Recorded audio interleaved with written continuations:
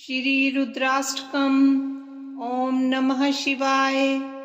नमामि शमीशान निर्वाण रूपं विभुम व्यापकं ब्रह्म वेद स्वरूपं निजं निर्गुणं निर्विकल्पं निरीहं चिदाकाशमाकाशवासं भजेऽहम्। निराकार मोकार मूलं तुरीयं गिरा ज्ञान गोतीतमीशं गिरीशं करालं महाकाल कालं कृपालं गुनागार संसार पारं नतोऽहम्। तुषाराद्रिसङ्काश घोरं गम्भीरं मनोभूत कोटि प्रभाश्रीशरीरं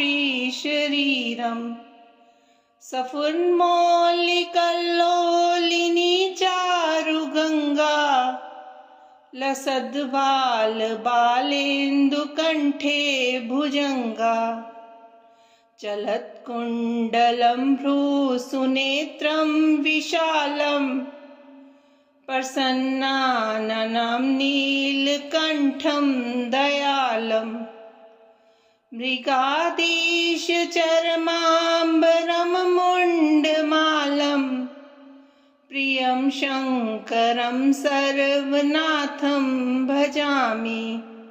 प्रचण्डं प्रकृष्टं प्रगल्भं परेशम् अखण्डम् अजं भानुकोटिप्रकाशम् त्रैशूलनिर्मूलनं शूलपाणिं भजेऽहं भवानी पतिं भावगम्यम्।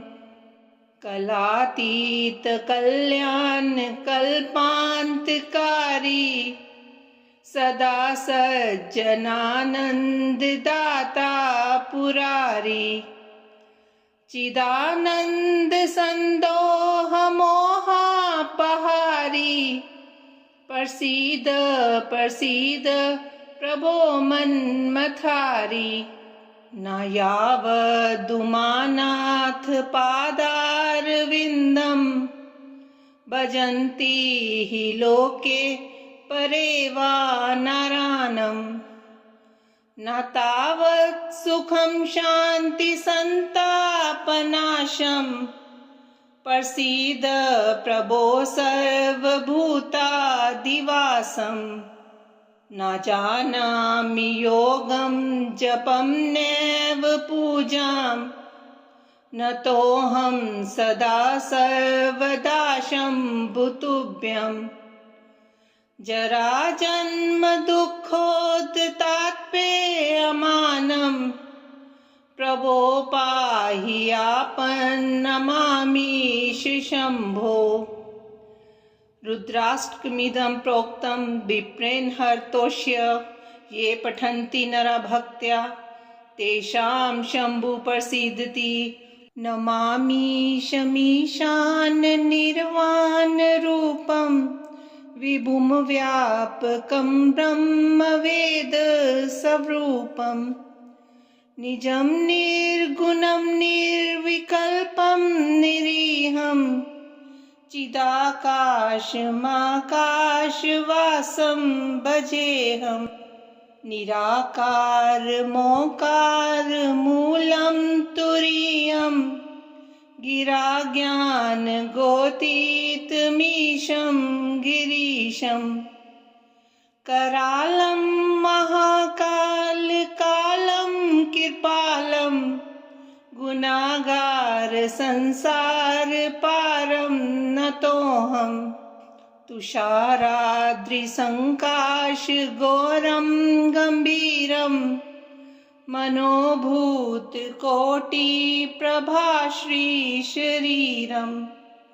सफुन्मौलिकल्लोलिनी चारुगङ्गा लसद्बाल बालेन्दुकण्ठे भुजङ्गा चलत् चलत्कुण्डलं भ्रूसुनेत्रं विशालं प्रसन्नाननं नीलकण्ठं दयालं मृगाधीशचर्माम्बरं मुण्डमालं प्रियं शङ्करं सर्वनाथं भजामि प्रचण्डं प्रकृष्टं प्रगल्भं परेशम् अखण्डम् अजं भानुकोटिप्रकाशम् त्रैशूलनिर्मूलनं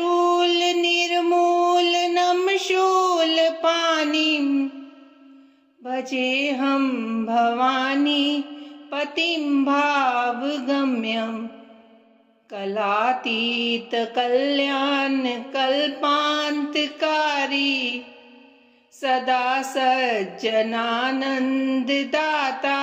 पुरारी चिदानन्दसन्दोहमोहापहारी प्रसीद प्रसीद प्रभो मन्मथारी न यावदुमानाथ पादारविन्दं भजन्ति हि लोके परे वा नरानं न तावत् सुखं शान्ति सन्तापनाशं प्रसीद प्रभो सर्वभूतादिवासं न जानामि योगं जपं नैव पूजां न तोऽहं सदा सर्वदा शम्भुतुभ्यम् जराजन्म दुःखोत्तापेयमानं प्रभो पाहि आपन्नमामीश शम्भो रुद्राष्टकमिदं प्रोक्तं विप्रेण हर्तोष्य ये पठन्ति नरा भक्त्या तेषां शम्भु प्रसीदति नमामीशमीशान निर्वाणरूपं विभुं व्यापकं ब्रह्मवेद स्वरूपं निजं निर्गुणं निर्विकल्पं निरीहं चिदाकाशमाकाशवासं भजेऽहं निराकारमोकारमूलं तुरीयं गिराज्ञानगोतीतमीशं गिरीशं करालं महाकालकालं कृपालं गुणागार संसारपारं नतोऽहं तुषाराद्रिसङ्काशघोरं गम्भीरं मनोभूतकोटिप्रभाश्रीशरीरं सफुन्मौलिकल्लोलिनी चारुगङ्गा लसद्बालबालेन्दुकण्ठे भुजङ्गा चलत्कुण्डलं भ्रूसुनेत्रं विशालं प्रसन्नाननं नीलकण्ठं दयालं मृगाधीशचर्माम्बरं मुण्डमालं प्रियं शङ्करं सर्वनाथं भजामि प्रचण्डं प्रकृष्टं प्रगल्भं परेशम् अखण्डम् अजं भानुकोटिप्रकाशम् त्रैशूलनिर्मूलनं शूलपाणिं भजेऽहं भवानी पतिं भावगम्यम् कलातीतकल्याणकल्पान्तकारी सदा सज्जनानन्ददाता पुरारी चिदानन्दसन्दोहमोहापहारी प्रसीद प्रसीद प्रभो मन्मथारी न यावदुमानाथ पादारविन्दं भजन्ति हि लोके परे वा नरानं न तावत् सुखं शान्ति सन्तापनाशं प्रसीद प्रभो सर्वभूतादिवासं न जानामि योगं जपं नैव पूजां न तोऽहं सदा सर्वदा शम्भुतुभ्यं जराजन्म दुःखोत्तापेयमानं प्रभो पाहि आपन्नमामीश शम्भो। रुद्राष्टकमिदं प्रोक्तं विप्रेण हर्तोष्य ये पठन्ति नरा भक्त्या तेषां शम्भु प्रसीदति।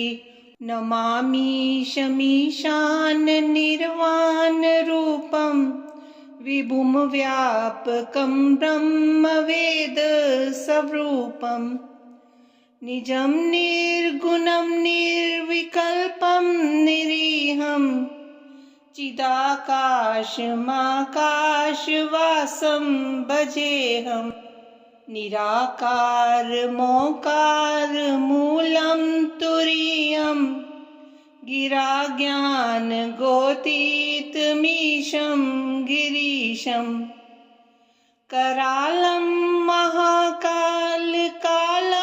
कृपालं गुणागार संसार पारं नतोऽहं तुषाराद्रिसङ्काश घोरं गम्भीरं मनोभूतकोटिप्रभाश्रीशरीरं सफुन्मौलिकल्लोलिनी चारुगङ्गा लसद्बालबालेन्दुकण्ठे भुजङ्गा चलत्कुण्डलं भ्रूसुनेत्रं विशालं प्रसन्नाननं नीलकण्ठं दयालं मृगाधीशचर्माम्बरं मुण्डमालं प्रियं शङ्करं सर्वनाथं भजामि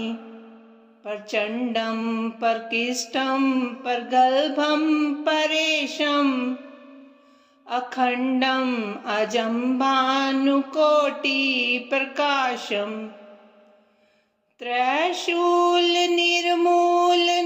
शूलपाणिं भजेऽहं भवानी पतिं भावगम्यं कलातीतकल्याणकल्पान्तकारी सदा सज्जनानन्ददाता पुरारी चिदानन्दसन्दोहमोहापहारी प्रसीद प्रसीद प्रभो मन्मथारी न यावदुमानाथ पादारविन्दं भजन्ति हि लोके परे वा नरानं न तावत् सुखं शान्ति सन्तापनाशं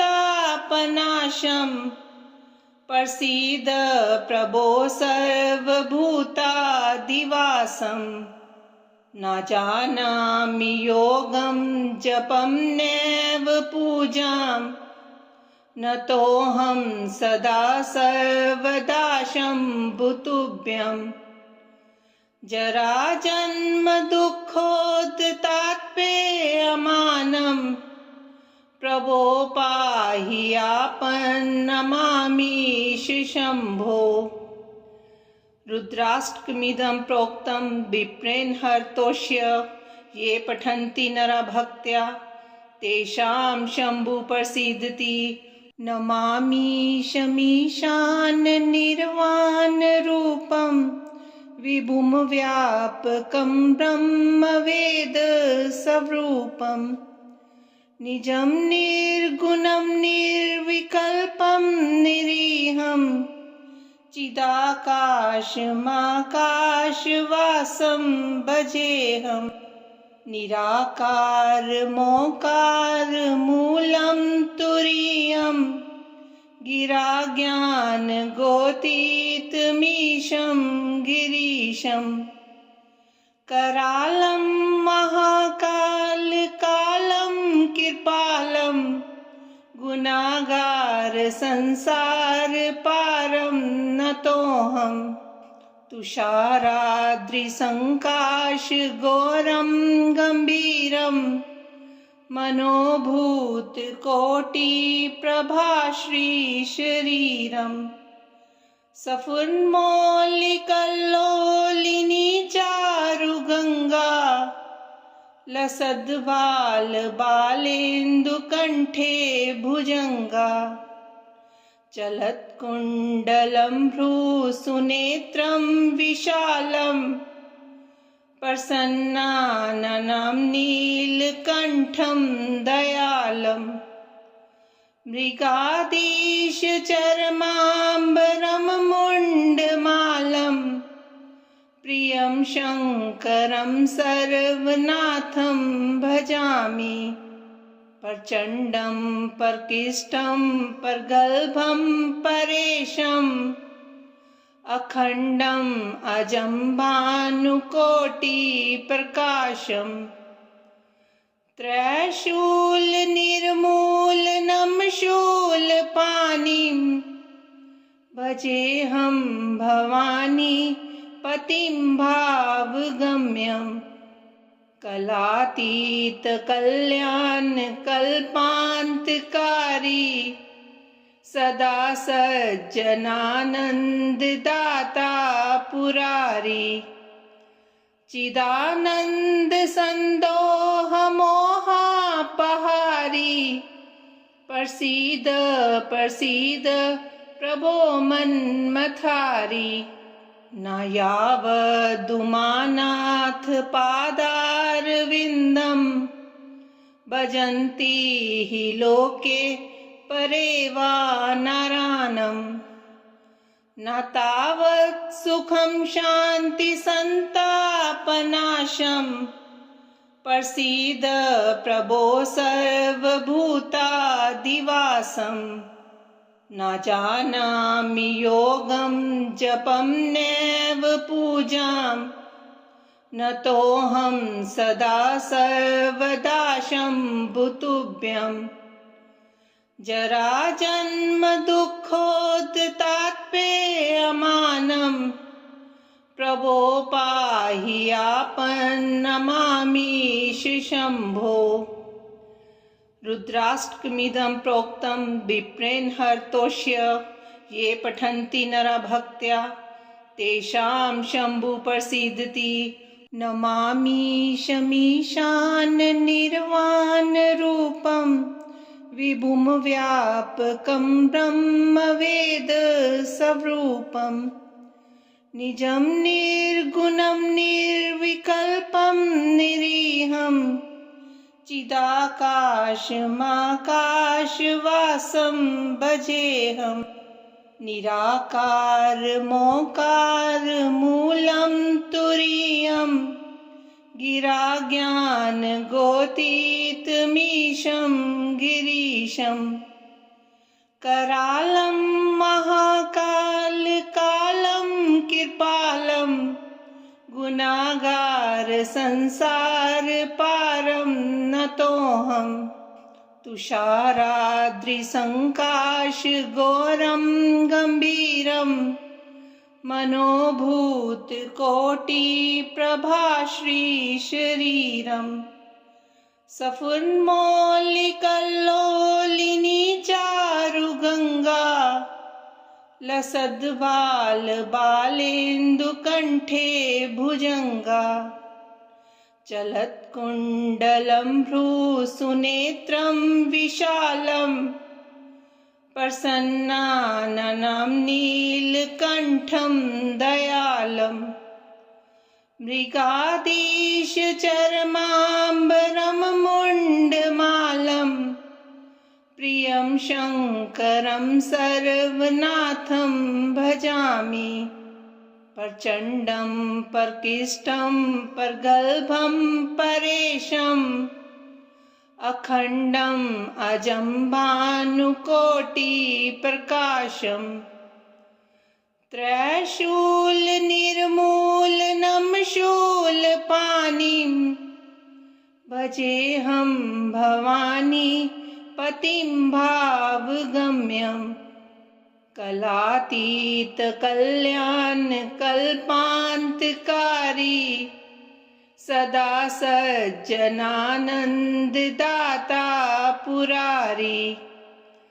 चिदानन्दसन्दोहमोहापहारी प्रसीद प्रसीद प्रभो मन्मथारी। न यावदुमानाथ पादारविन्दं भजन्ति हि लोके परे वा नरानं। न तावत् सुखं शान्ति सन्तापनाशं प्रसीद प्रभो सर्वभूतादिवासम्। न जानामि योगं जपं नैव पूजां न तोऽहं सदा सर्वदा शम्भुतुभ्यम्। जराजन्म दुःखोत्तापेयमानं प्रभो पाहि आपन्नमामीश शम्भो। रुद्राष्टकमिदं प्रोक्तं विप्रेण हर्तोष्य ये पठन्ति नरा भक्त्या तेषां शम्भु प्रसीदति।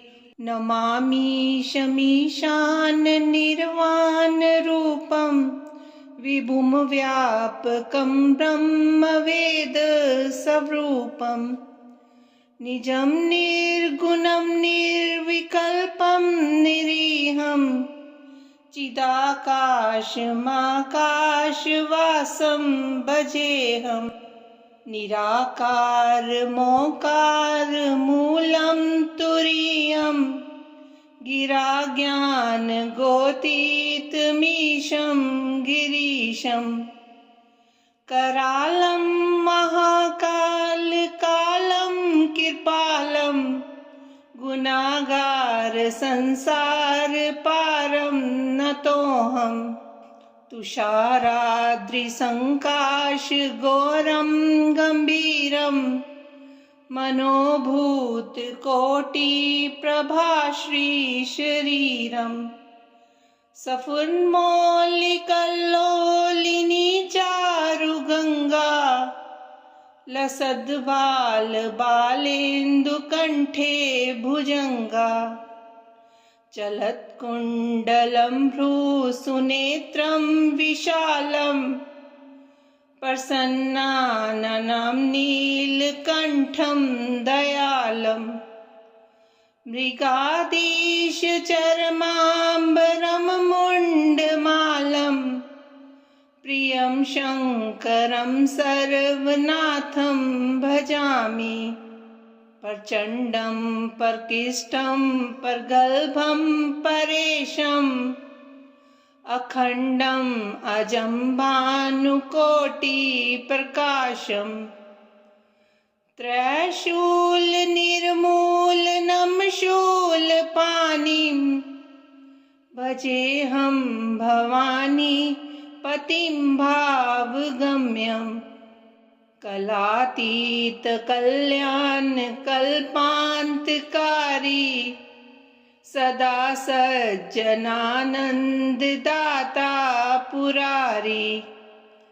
चिदानन्दसन्दोहमोहापहारी प्रसीद प्रसीद प्रभो मन्मथारी। न यावदुमानाथ पादारविन्दं भजन्ति हि लोके परे वा नरानं। न तावत् सुखं शान्ति सन्तापनाशं प्रसीद प्रभो सर्वभूतादिवासं न जानामि योगं जपं नैव पूजां न तोऽहं सदा सर्वदा शम्भुतुभ्यं जराजन्म दुःखोत्तापेयमानं प्रभो पाहि आपन्नमामीश शम्भो। रुद्राष्टकमिदं प्रोक्तं विप्रेण हर्तोष्य ये पठन्ति नरा भक्त्या तेषां शम्भु प्रसीदति।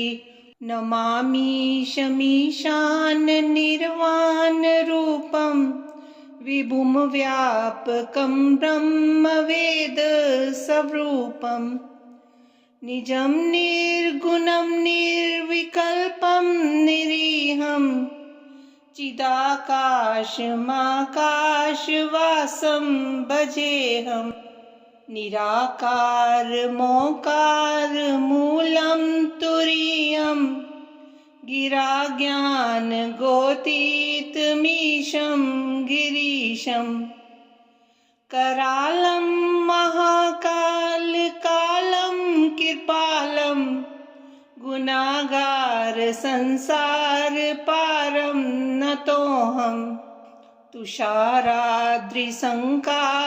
घोरं गम्भीरं मनोभूतकोटिप्रभाश्रीशरीरं सफुन्मौलिकल्लोलिनी चारुगङ्गा लसद्बालबालेन्दुकण्ठे भुजङ्गा चलत्कुण्डलं भ्रूसुनेत्रं विशालं प्रसन्नाननं नीलकण्ठं दयालं मृगाधीशचर्माम्बरं मुण्डमालं प्रियं शङ्करं सर्वनाथं भजामि प्रचण्डं परकिष्टं परगल्भं परेशम् अखण्डम् अजं भानुकोटिप्रकाशम्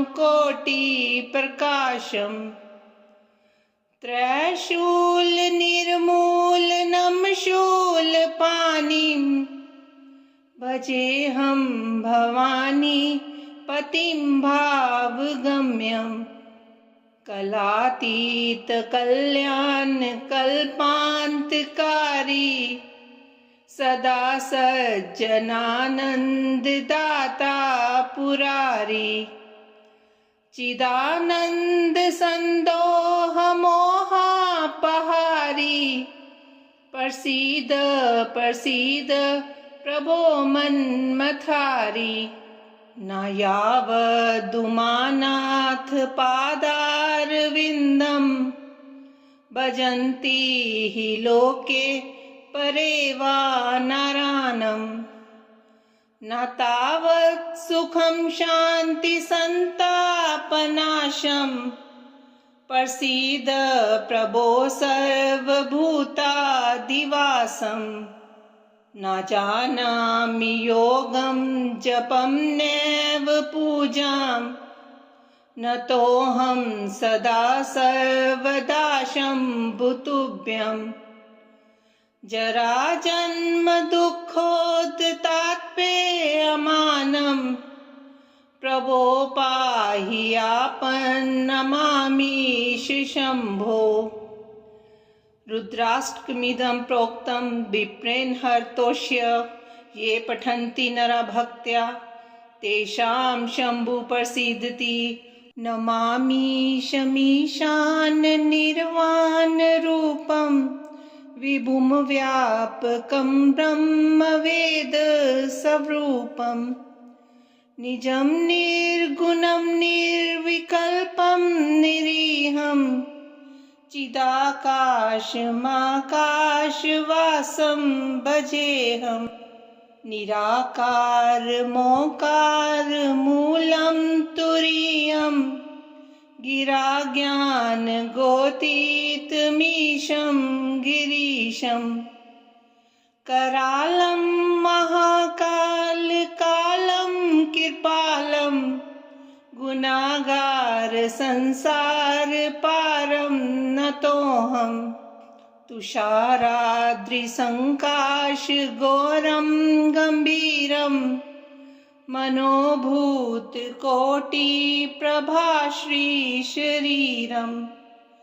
सफुन्मौलिकल्लोलिनी चारुगङ्गा लसद्बालबालेन्दुकण्ठे भुजङ्गा चलत्कुण्डलं भ्रूसुनेत्रं विशालं प्रसन्नाननं नीलकण्ठं दयालम् मृगाधीशचर्माम्बरं मुण्डमालं प्रियं शङ्करं सर्वनाथं भजामि प्रचण्डं प्रकृष्टं प्रगल्भं परेशम् अखण्डम् अजं भानुकोटिप्रकाशम्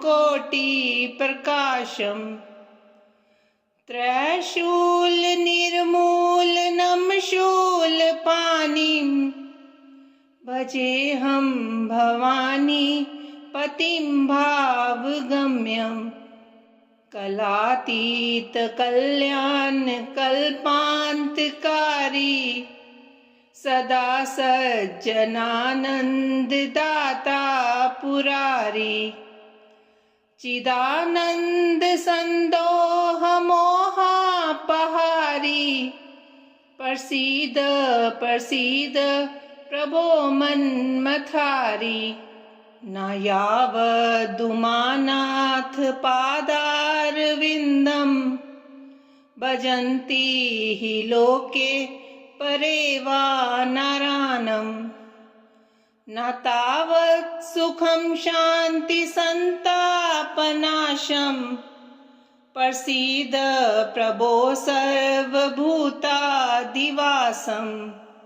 न जानामि योगं जपं नैव पूजां न तोऽहं सदा सर्वदा शम्भुतुभ्यम् जराजन्म दुःखोत्तापेयमानं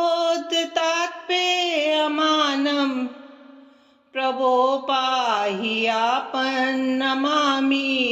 शम्भो रुद्राष्टकमिदं प्रोक्तं विप्रेण हर्तोष्य ये पठन्ति नरा भक्त्या तेषां शम्भु प्रसीदति नमामीशमीशान निर्वाणरूपम् विभुं व्यापकं ब्रह्मवेद स्वरूपं निजं निर्गुणं निर्विकल्पं निरीहं चिदाकाशमाकाशवासं भजेऽहं निराकारमोकारमूलं तुरीयं गिराज्ञानगोतीतमीशं गिरीशं करालं महाकालकालं कृपालं गुनागार संसार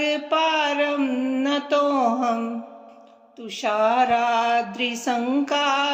घोरं गम्भीरं मनोभूत कोटि प्रभाश्रीशरीरम्